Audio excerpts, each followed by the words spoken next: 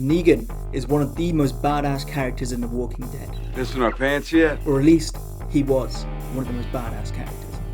When he was introduced, all we heard was his name, but he was already such an important figure in the show. Before we ever even saw his face, he'd already been built up so much. And when we finally saw him, he went somehow beyond our expectations of what we were thinking he was going to be like. He was somehow even more. And every scene he was on livened up the show. But now, Negan's gone from Genghis Khan to a sad dog. And he's not the only character this happened to. Carol went from the harbinger of death to a stay-at-home mom. Carl went from little badass, future serial killer to a corpse. Rick went from the lead badass in the show to who the hell knows where he is now.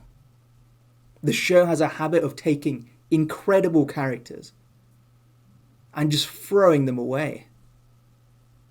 It's understandable that they did it with Glenn, because Glenn got the death in the show that he got in the comics. And this is something that the actor wanted for his character.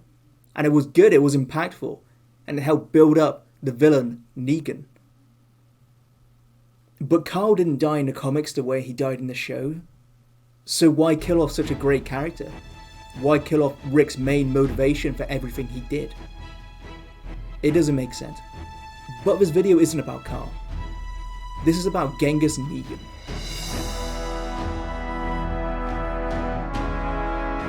Negan is the character that you're supposed to hate, but can't help but love.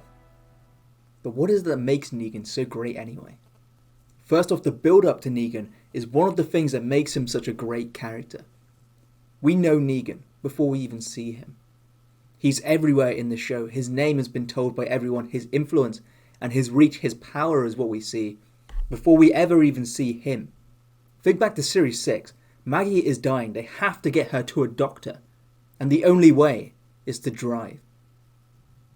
This is where we see how powerful he truly is. Before this point, the group had been underestimating him, thinking that he was someone they could take on, that just a small group of them would be able to actually do something to him. Because as long as it's all of us, we can do anything. This was a demonstration to show how wrong they were.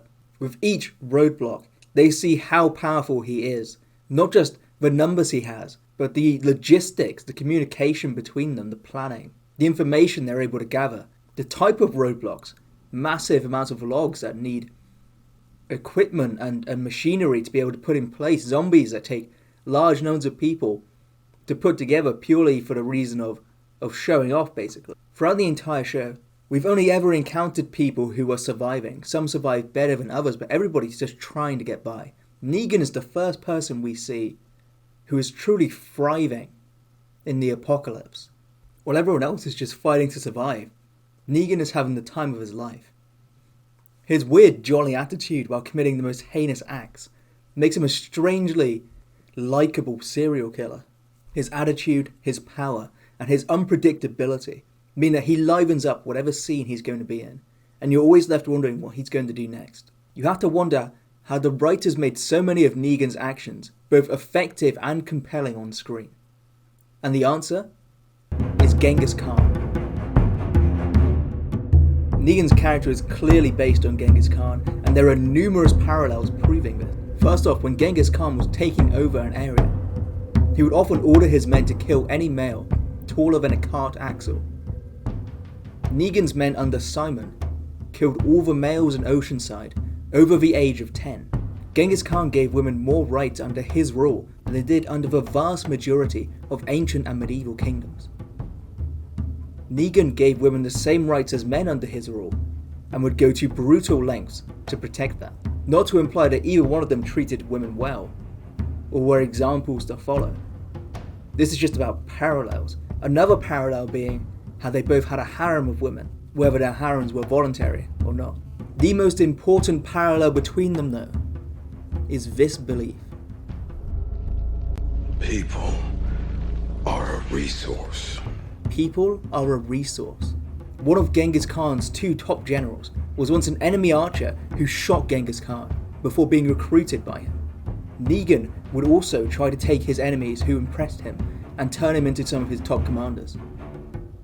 There are too many parallels to ignore, and it makes sense that him being based on one of the most terrifying figures from human history would make for such a compelling villain. Negan's character had a major problem. He was too good of a character. Man of the hour. This is a problem because he's the villain. The villain can't be that good of a character because you have to get rid of the villain at some point. And since this is a TV show, he either has to die or have a change of heart. If he dies, then you no longer have this great character which is bringing people into the show. So if they don't kill him, there's a change of heart. And that's the problem. Having a great character like Negan and just giving him a change of heart, making him a different character, changes the character. It's no longer so interesting. Negan having a change of heart means he has to become a good guy. But it didn't have to make him so damn boring.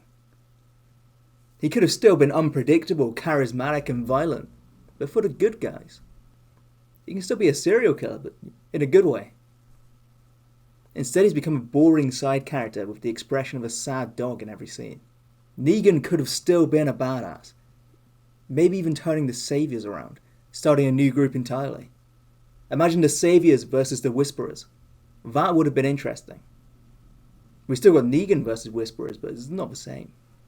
But instead, they decide to write that he gets a new girlfriend and becomes really boring. And that's his character now. I understand that he had a character arc and that he changed and became a better person, but he didn't have to become boring at the same time. And that's how they ruined Negan. But that's my take. What's yours? Let me know in the comments below, and if you enjoyed watching, please feel free to like and subscribe. Thanks a lot.